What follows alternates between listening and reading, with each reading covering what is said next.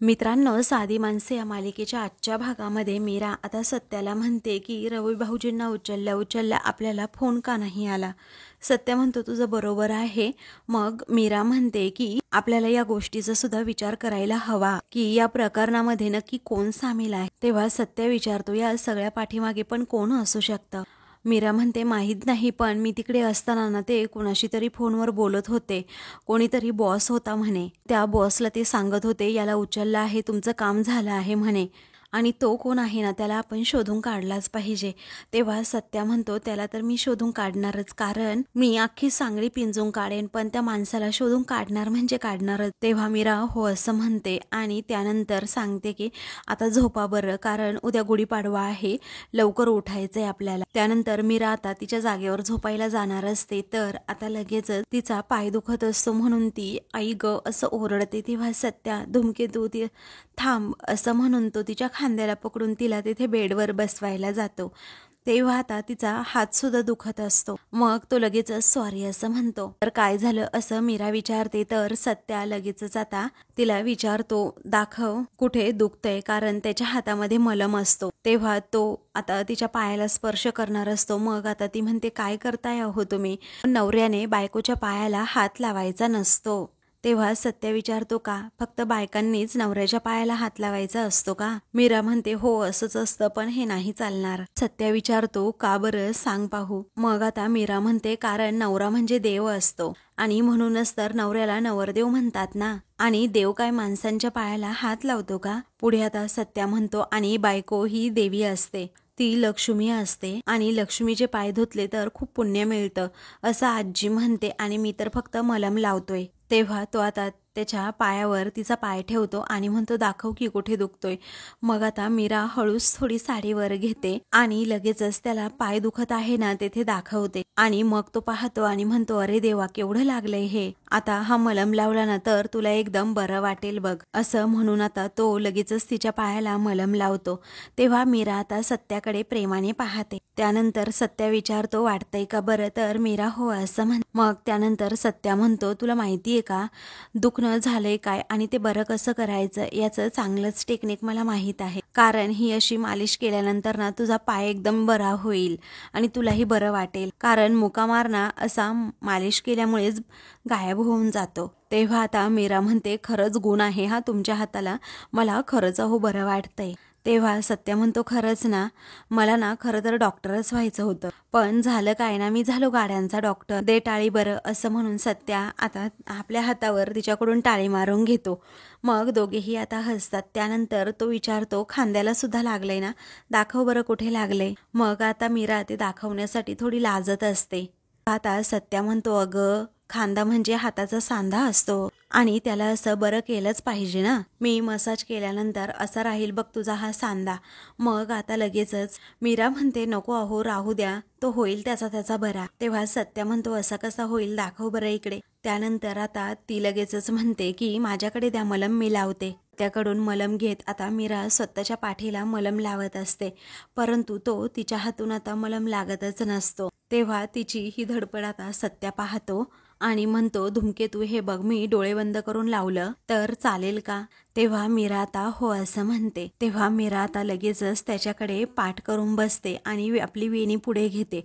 मग आता सत्या डोळे बंद करतो, हातावर मलम घेतो आणि तो मलम लावण्याचा प्रयत्न करतो, परंतु आता त्याला कळतच नाही डोळे बंद केल्यामुळे की नक्की कुठे पाठीला तिच्या मलम लावावा. तो आता खूप सारा प्रयत्न करत असतो आणि मग त्यानंतर तो थकतो, म्हणतो की अगं धूमकेतू मला कळतच नाही की नक्की आता डोळे बंद केल्यामुळे मलम कुठे लावावा. तेव्हा मीरा आता लगेचच त्याचा हात हातात घेते आणि कुठे मलम लावायचा ना त्या ठिकाणी आता त्याचा हात ठेवते, तर सत्या अधिकच प्रेमाने तिच्या पाठीवर मलम लावत. मग आता मलम लावल्याबरोबरच मीराला आता खूपच छान वाटतं. तेव्हा सत्या आता खूप वेळ त्या पाठीची मालिश करत राहतो. मीराचं आता पाठीचं दुखणं सुद्धा आता थांबायला लागतं. ती आता गालातच हसते, कारण ती सत्याचा तो स्पर्श आता अनुभवत असते. तर सत्याचा हातच त्या असा जिथे लागलं असतं ना त्या ठिकाणी थोडासा असा जातो, तर मीरा जोरातच ओरडते. तेव्हा सत्या डोळे उघडतो आणि सॉरी हा असं तिला म्हण. मग आता मीरा ही त्याच्याकडे पाहते आणि म्हणते की तिकडे जरा जास्तच दुखते, त्यामुळे जरा हळू. तर सत्य आता ठीक आहे असं म्हणतो आणि पुन्हा एकदा आपले डोळे बंद करून घेतो. तर मीरा पुन्हा एकदा त्याच्याकडे पाठ करून बसते. मग सत्या तिच्या पाठीची थोडी मालिश करतो. मग आता सत्या मीराची खूपच काळजी करत असतो. ते पाहून मीराला खूपच आनंद होतो आणि मग ती मनातच त्याच्याकडे पाहत विचार करते, असा काळजी करणारा नवरा ना प्रत्येक बाईला मिळो, असं म्हणून ती त्याची दृष्ट काढते. तर काही वेळाने आता मीरा म्हणते की बस झालं आता, तुम्हाला सुद्धा लागलंय ना, मग झोपा आता, तुम्ही आराम करा जरा, कारण मला आता बरं वाटतंय. तेव्हा ती त्याला थँक्यू पण असं म्हणते. मग आता सत्य हसतच तिला वेलकम असं म्हणतो. त्यानंतर ती म्हणते बरं झोपा तुम्ही आता. सत्या म्हणतो धुमके तू ऐक ना, अगं तू इथे वर झोप, मी खाली झोपतो. मीरा म्हणते नको नको, तुम्ही वर झोपा, मी झोपते खाली. तेव्हा आता लगेचच सत्या म्हणतो ऐक माझं जरा. मग मीरा आता तिथे वर बेडवर झोपते. तर सत्या आता आपलं खाली अंथरूण टाकतो आणि तेथे झोपतो. आता ते दोघेही झोपल्यानंतर सकाळचे पहाटे 6 वाजतात. ते अलाराम आता वाजत असतो. तर सत्य आता तो अलाराम बंद करतो आणि तसंच झोपी जातो, कारण तो खरंच खूप थकलेला असतो. मीराला सुद्धा खरं तर त्याचा आवाज येत असतो, परंतु आता मीराला सुद्धा खूप थकल्यासारखं वाटत असतं आणि म्हणून ती तशीच झोपून घेते. आता त्यांच्या कामवाल्यांचे फोन सुद्धा आता त्या दोघांनाही येऊ लागतात, परंतु ते फोन आता घेण्याच्या सुद्धा मनस्थितीमध्ये नसतात. तर 6:30 वाजतात. तर सत्याला सारखा सारखाच फोन येत असल्यामुळे तो कसा बसा तो कॉल रिसीव करतो आणि विचारतो काय झालं. मग आता 6:30 वाजल्याचं त्याला तिकडून सांगण्यात येतं. मग आता तो म्हणतो आलो आलो असं म्हणून तो फोन ठेवतो. तर आता सत्या उठतो आणि मीराकडे पाहतो. तर मीरा एकदमच शांत अशी झोपलेली असते. त्यानंतर सत्या हळूच आता बाथरूममध्ये जातो आणि लगेचच आंघोळ करून फ्रेश होऊन बाहेर येतो आणि हळूच दरवाजा उघडतो व तिकडे जायला निघतो. मग आता काही वेळानंतर मीरा सुद्धा उठते आणि लगेचच समोर पाहते तर सत्या तेथे नसतो. म्हणूनच ती मनात विचार करते हे कुठे गेले काय माहीत. मग आता ती लगेच त्याला फोन करणार असते. त्याचा मेसेज आता ती लगेच वाचते. त्यामध्ये सत्याने लिहिलेलं असतं की धुमके तुम्ही कामावर जातोय पण गुढी उभारण्यासाठी वेळेवर येईन म्हणून. मग मीरा आता त्याचा मेसेज वाचते आणि गालातच हसते. तर आता बाहेर सर्वजण असतात. मग निरूपा ही लगेचच रवीला विचारते रव्या तुला बरं वाटतंय का. तेव्हा तो म्हणतो हो वाटतंय आता बरं. तेवढ्यातच मीरा सुद्धा तेथे येते आणि लगेचच बाबांकडे ती फुले देते. मग सुधाकर राव म्हणतात हो ठेव बाळा इथे. तेव्हा आता त्या फुलांना अजिबात हात लावायचा नाही, अजिबात टच सुद्धा करायचं नाही असं रागातच निरूपा म्हणते. तर मीराचा ती अपमान करत असते आणि वर्षाची सुरुवात एवढी खराब होईल असं वाटलं नव्हतं मला असं म्हणते. तेव्हा आता लगेचच पंकज म्हणतो नाही तर काय बकवासगिरी आहे नुसती, एक गोष्टीमध्ये खोडा कसा घालायचा यांचा हा जन्मसिद्धच हक्क झालाय. तेव्हा रवी खूपच रागात पंकजकडे पाहतो आणि त्यात ही आहे सोबतीला मग आणखी काय होणार ना. तेव्हा लगेचच देविका म्हणते की खरं तर आई यांना दोघांना ना मॅनर्सच नाहीये. मला ना आता खूप भीती वाटायला लागली आहे, कारण रवीला यांनी गाडीवरून पाडलं. अरे पंकज आपल्या दोघांना जर यांनी काही केलं तर रे मग. तेव्हा पंकज आता अजूनच घाबरतो. त्यानंतर निरूपा म्हणते जाऊ दे ना, पाडव्याच्या दिवशी असे नाटलाव्यांचे विषयच नको. तेव्हा पंकज म्हणतो हो मम्मा बरोबर आहे तुझं. त्यानंतर लगेच निरूपा म्हणते मला माझ्या पोरांच्या हातूनच गुढी उभारायची आहे. मग आता लगेचच सुधाकर राव म्हणतात तसंच असेल तर सत्यजित आणि पंकज उभारेल की मग गुढी, आणि एवढंच काय रवी सुद्धा हात लावेल. तेव्हा रवी आता हो असं म्हणतो, परंतु पंकज निरूपा आणि देविकाला हे अजिबात मान्य नसतं. त्यानंतर निरूपा म्हणते अजिबात असं चालणार नाही, कारण फक्त माझा पंकजच हा गुढी उभारणार. तेव्हा मात्र पंकजला आता खूपच आनंद होतो आणि तो कॉलर टाईट करून असा मस्त बसतो. त्यानंतर रवीला सुद्धा निरूपा म्हणते रव्या तू उगीच त्रास करून घेऊ नकोस, पनवतीचा गुढीला हात लावून मला उगीच नाट लावून घ्यायची नाहीये वर्षभर. मग आता मीरा आणि पंकज सुधाकर राव हे निरूपाकडे पाहतच राहतात. तर निरूपाची नजर मात्र मीरावरच असते आणि खूप रागात तिच्याकडे पाहते. तेव्हा सुधाकर राव लगेचच तिला डाफरतात आणि विचारतात काय ग लगेचच काय ग सुरू होतेस तू, जरा तरी गप्पा बस ना, उगीच मला सणासुदीच्या दिवशी अजिबातच वाद नको आहे. तेव्हा निरूपा म्हणते कसला वाद आणि वाद कोण घालतय, मी फक्त सांगितलंय आणि मी जे सांगितलंय ना तेवढंच होणार. आता पंकज या घरचा करता आहे आणि मोठा पोरगा आहे आणि हल्ली तर घरातलं सगळं काही तोच बघतो, त्यामुळे त्याचा मान मोठा, त्याचाच आज मान आहे आणि माझा पंकजच गुढी उभारणार. आता असं निरूपा त्याची साईड घेऊन म्हणते. मग आता पंकजला खूपच आनंद होतो आणि त्याला स्वतःवर आता खूपच गर्व वाटत असतो की मम्मा माझी साईड घेऊन सर्वांना कशी की माझा बबड्याच गुढी उभारणार आहे. त्यानंतर आता सुधाकरराव हे निरूपाला खूपच बोलतात आणि म्हणतात की हे बघ निरूपा, तुझं बोलणं ऐकायचं म्हणजे ना गुढीपाडव्याच्या दिवशी निंबाची पानं खाण्याची काहीच गरज नाही. तेव्हा निरूपा म्हणते ओ इतकं काहीही टोचून बोलण्याची गरज नाही. तेव्हा ज्याच्या मनात भूत असताना त्याला बरोबर टोच लागते असं आता सुधाकरराव म्हणतात. निरूपा आता तेथे हार करत बसलेली असते ना, मग तिच्या बोटाला जोरातच सुई टोचते आणि ती जोरात ओरडते. तेव्हा आई ग असं जोरात ओरडल्यानंतर सुधाकरराव हे तिच्याकडे पाहतच राहतात. मग आता पंकज म्हणतो मम्मा अगं जरा सावकाश. त्यावेळी आता सुधाकरराव म्हणतात हे बघ मी आत्ताच म्हटलं होतं ना तुला. तेव्हा निरूपा म्हणते तुम्ही जरा गप्पा बसा. तेव्हा सुधाकरराव म्हणतात अगं तुला हे सगळं करण्याची काय गरज आहे, कारण मीरा हे काम एवढं भारी आणि पटापट करते, तिला करू दे की हे काम. तेव्हा ही फुलवाली. मग सुधाकरराव म्हणतात हे बघ आता तूच म्हणालीस, हे बघ निरूपा तुला सुद्धा हे माहीत आहे जिथे फुलाचा विषय येतो तेथे मीरासारखा सुंदर हार कोणीच करू शकत नाही. तेव्हा लगेच सुधाकरराव असं म्हणून हसतात तर रवी सुद्धा हसतो. मग मीरा म्हणते चालेल चालेल मी बनवते हा पटकन हार बाबा आता. त्यावेळी निरूपा रागातच म्हणते हो पटकन मागे, अजिबात टच करायचं नाही या फुलांना. आणि तिला अशी झिडकारत म्हणते हार बनवताना त्यांना अशी भोकं पडली ना तर मीच बनवणार आहे हा हार, तुला अजिबातच हात लावू देणार नाही. तेव्हा लगेच सुधाकरराव म्हणतात अगं तिची इच्छा आहे ना हार करायची तर करू दे ना ग निरूपा तिला. तर निरूपा आता काहीच बोलत नाही. त्यानंतर ते आता रवीला म्हणतात रव्या अरे बोलत काय बसला, चल ना पटकन. त्यानंतर आता लगेचच देविका म्हणते आई मला रेडी व्हायला जरा वेळ लागेल, त्यामुळे मी येते हा रूममध्ये आता जाते. मग आता निरूपा तिच्याकडे पाहतच राहते आणि म्हणते अगं देविका प्रसादाचा शिरा तर तूच करायचा आहेस. तेव्हा देविकाच्या चेहऱ्यावरचा रंगच उडतो. तेव्हा आता लगेचच देविका विचारते काय. मग आता निरूपा म्हणते हो तूच बनवायचा आहे प्रसादाचा शिरा आता, कारण या डबल पनवतीला मी हात सुद्धा लावू देणार नाही, कारण तिच्याकडनं काहीही झालेलं नको आहे मला, सगळं काही तूच करायचं. तेव्हा देविकाचा आता नाईलाज होतो आणि ती हो असं म्हणते. त्यानंतर काही वेळाने आता लगेचच देविका किचनमध्ये जाते आणि तो रवा भाजायला घेते आणि तो रवा असा वरखाली करत म्हणते बापरे काय नॉनसेन्स रवा आहे हा, भाजलाच जात नाहीये, आता काय करावं ना कळतच नाही, काहीतरी टाइमपास सुद्धा करायला हवा. आणि मग म्हणते भाज बाबा एकदाचा, तुला जेवढा वेळ ना भाजायला तेवढा वेळ घे आणि एकदाचा भाज. असं म्हणून ती लगेचच थोडी मागे जाते आणि तिच्या मैत्रिणीला कॉल करते. तेव्हा देविकाचा फोन असं म्हणून तिची मैत्रीण सुद्धा कॉल रिसीव्ह करते.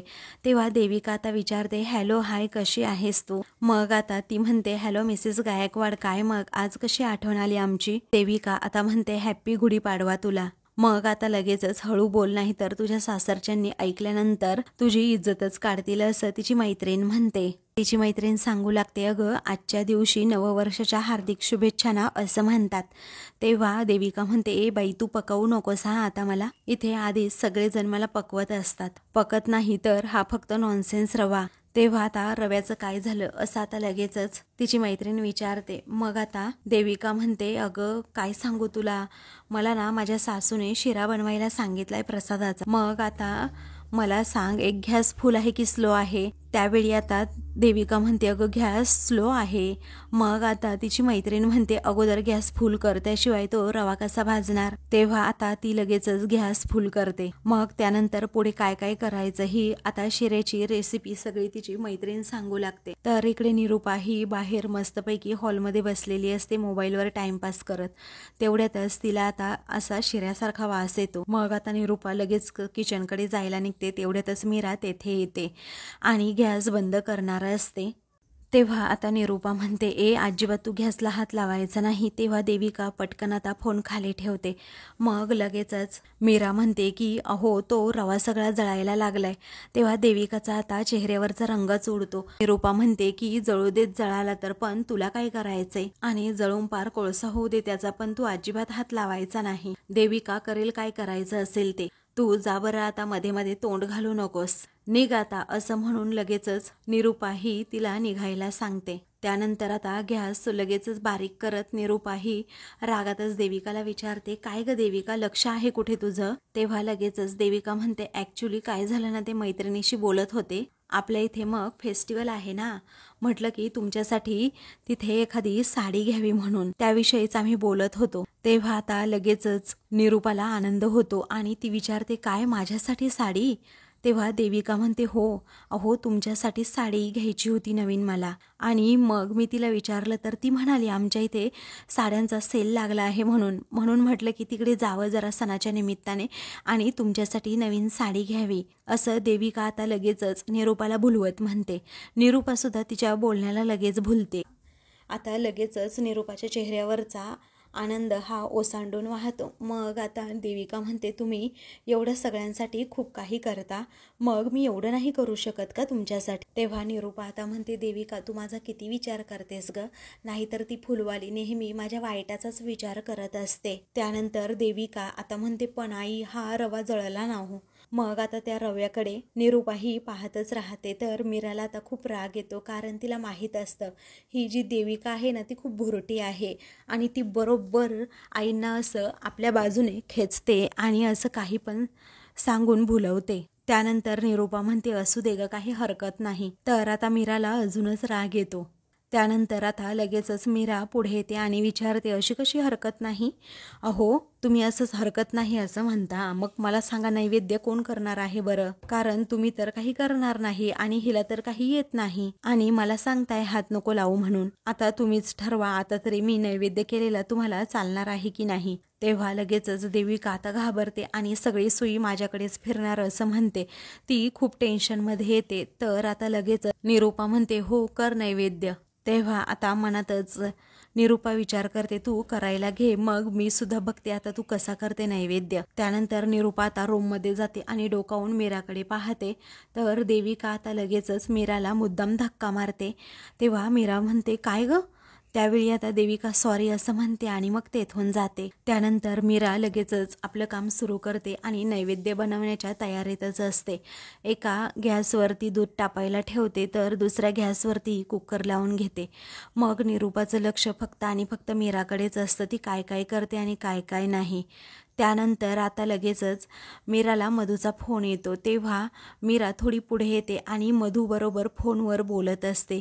नवीन वर्षाच्या हार्दिक शुभेच्छा असं तिला ती शुभेच्छा देत म्हणत असते. तेवढ्यातच निरूपा डोळा चुकवून दबक्या पावलांनी किचनमध्ये येते आणि तेथे असणारा एक लिंबू घेते आणि तो लिंबू कापून लगेचच त्या दुधामध्ये पिळते. त्यामुळे आता ते दूध आता नासणार असतं. मग आता निरूपा हे सगळं काही प्रकार करून लगेचच तिकडे रूममध्ये जाते. आता काही वेळानंतर मीराचं फोनवर बोलून होतं. तर मीरा म्हणते, काय ग फोन ठेवू का? तेव्हा मधू हो असं म्हणते. तर दूध तापलं की नाही हे पाहण्यासाठी मीरा गॅसजवळ जाते. त्यानंतर आता मीरा दुधाजवळ जाऊन उभी राहते आणि चेक करते दूध तापलं की नाही, परंतु ते दूध पूर्णपणे आता नासलेलं असतं. त्यामुळे आता मीरालाच खूप मोठा धक्का बसतो. त्यानंतर आता मुद्दामच बाहेर येत निरूपा ही मीराला विचारते, काय ग झाला का प्रसाद बनवून? असं म्हणून ती दुधाकडे पाहते तर सर्व दूध आता फाटून गेलेलं असतं.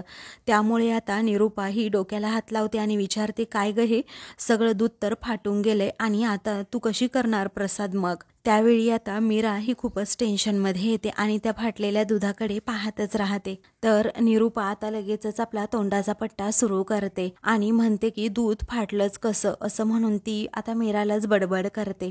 तर आता मित्रांनो पुढील